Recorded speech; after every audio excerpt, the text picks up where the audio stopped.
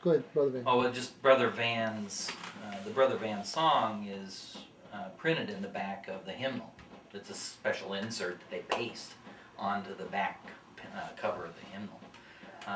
Brother Van was the circuit rider who in the 19th century started literally every church in Montana. He never slept twice in the same place. He would just move on from place to place to place. And his method evidently for starting churches was to walk into the local bar. And he would take his pistol out and slam it down on the bar and start singing Harvest Time.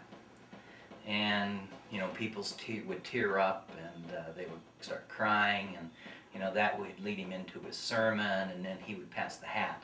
And that was the church building fund for the church in that town. He would always start.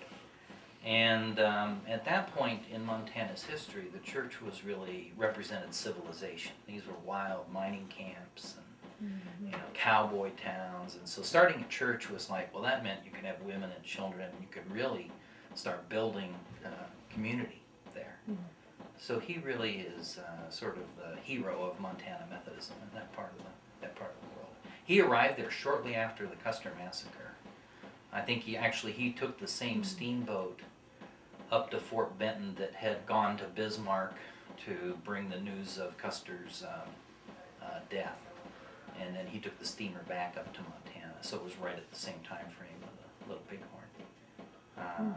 But that's that's embedded in the bones of Montana Methodism. That song.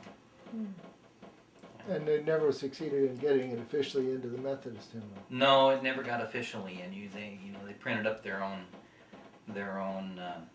flyers to glue into the back of the hymnals. Yeah. But there's a book. I've got it somewhere, I think, called One Man's Montana. It was by a Methodist pastor. That's the biography of Brother Van and Montana Methodism.